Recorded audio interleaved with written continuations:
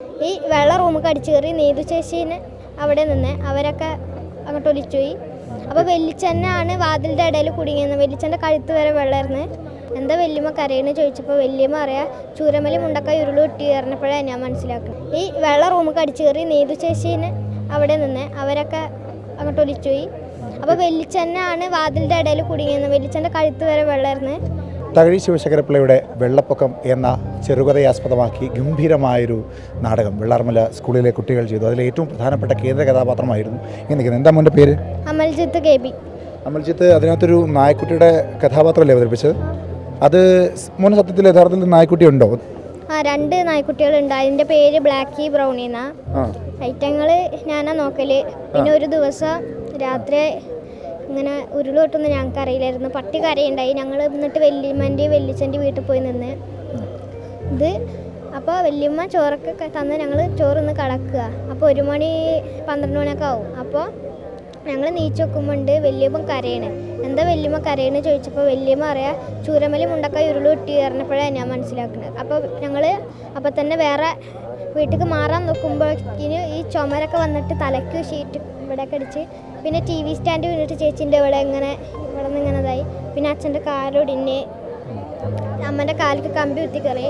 ഞങ്ങൾ എന്നിട്ട് വേറെ വീട്ടിൽ മാറി. അവിടെ നിന്ന് കുറേ നേരം അവിടെ ഇരുന്ന് ചേച്ചീൻ്റെ തലയത്തെ ഈ മുറിയൊക്കെ ഞങ്ങൾ മാറ്റി കുറച്ച് നേരം റൂമിൽ വിശ്രമിക്കുമ്പോൾ മുതിർന്നവർ ഫുള്ളും പുറത്ത് ഇരിക്കുക. അപ്പോൾ കുറച്ച് കഴിഞ്ഞപ്പോൾ ഒരു സൗണ്ട് ഇട്ടിട്ട് അച്ഛ റൂമിൻ്റെ അകത്ത് കയറി ഉരുള് ഇട്ടെന്ന് പറഞ്ഞിട്ട്. അപ്പോൾ ഞങ്ങൾ ബെർത്തിൻ്റെ മേലെ കയറ്റിയിട്ട് അച്ഛ കയറുമ്പോഴേക്കിനും ഈ വെള്ള റൂമൊക്കെ അടിച്ചു കയറി നീതു ചേച്ചീനെ അവിടെ നിന്ന് അവരൊക്കെ അങ്ങോട്ട് ഒലിച്ചുപോയി. അപ്പോൾ വെല്ലിച്ചനാണ് വാതിലിൻ്റെ ഇടയിൽ കുടുങ്ങിയെന്ന്. വെല്ലിച്ചൻ്റെ കഴുത്ത് വരെ വെള്ളമായിരുന്നു. അങ്ങനെ അലമാറ വീണ് അത് ഞങ്ങൾ പിടിച്ച് കയറ്റുമ്പോൾ ഈ വലിയൊരു കല്ല് മേലെ കൂടെ പോയി. ആ കല്ല് ആരും പേടിക്കേണ്ട പറഞ്ഞു. അപ്പോൾ ചുമരൊക്കെ വിള്ളൽ വന്ന് ഞങ്ങൾ എന്നിട്ട് ഓം നമഃ ശിവായ പറഞ്ഞ് അങ്ങനെ ഒരു രാവിലെയൊക്കെ ആയപ്പോൾ ഈ അലമാറ പൊളിച്ചിട്ട് സാരി എടുത്ത് കെട്ടിയിട്ട് ഞങ്ങൾ പുറത്തേക്ക് ഇറങ്ങി. ചേച്ചി ഇറങ്ങി, എല്ലാവരും ഇറങ്ങി പുറത്തേക്ക്. ഞങ്ങൾ എന്നിട്ട് വേറെ വീട്ടിൽ പോയി. അവിടെ നിന്ന് ചുറ്റുപാടും നോക്കുമ്പോൾ എല്ലാ സ്ഥലവും പരന്നിട്ട് ഒന്നുമില്ല ബാക്കി.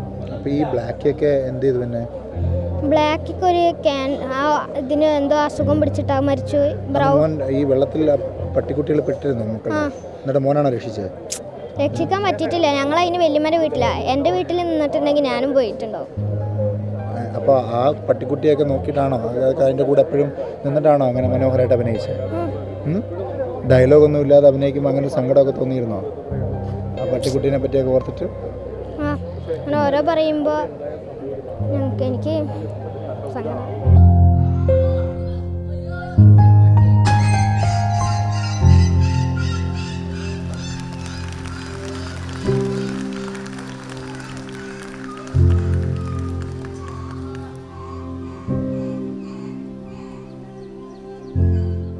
പിന്നെ എങ്ങനെയുണ്ടായിരുന്നു നാടകം അഭിനയിച്ചപ്പോൾ? വളരെ സന്തോഷമുണ്ട്. എനിക്ക് ശരിക്കും പറഞ്ഞാൽ ഈ നാടകം അഭിനയിക്കാറില്ല. പിന്നെ ഉണ്ണി സാറും അജയ് സാറ് ജോബ് സാറും ശരത് സാറും ഇവരൊക്കെ കൂട്ടിയിട്ട് കൊണ്ടുപോയിട്ട് എല്ലാവരെയും നാടകം ചെയ്യിപ്പിക്കാറിട്ട് അപ്പോഴാണ് ഞാൻ വന്നത്. പക്ഷേ അതിനകത്ത് ഗംഭീരമായിട്ട് മോനെ അഭിനയിച്ചു കേട്ടോ. ഒരു ആളായിട്ട് അഭിനയിക്കുന്നതിനേക്കാളും പാടാണ് ഒരു മറ്റൊരാളായിട്ട് അഭിനയിക്കുന്നത് കേട്ടോ. നന്നായിട്ട് അഭിനയിച്ചു. ഓക്കെ. എന്തായാലും അതിജീവനത്തിൻ്റെ കഥ പറയുന്ന മനോഹരമായ ഒരു നാടകം. അത് നാടകത്തിനേക്കാൾ അപ്പുറത്തേക്ക് ചില മനുഷ്യരുടെ ജീവനും ജീവിതവും ഒക്കെ ആയിരുന്നു. അത് അരങ്ങിലിങ്ങനെ അവതരിപ്പിച്ചു വരുന്ന നിമിഷങ്ങളിലെല്ലാം വേദിയിൽ നിന്ന് വിതുമ്പലുണ്ടായിരുന്നു, നിറഞ്ഞ കണ്ണുകളുണ്ടായിരുന്നു. ജീവൻ്റെയും ജീവിതത്തിൻ്റെയും ഒക്കെ കഥ പറഞ്ഞ വെള്ളപ്പൊക്കം എന്ന നാടകത്തിന് വെള്ളാർമലയിലെ എല്ലാ പ്രിയപ്പെട്ട കുഞ്ഞുങ്ങൾക്കും കുരുന്നുകൾക്കും അധ്യാപകർക്കും M5 ന്യൂസിൻ്റെ ആശംസകൾ.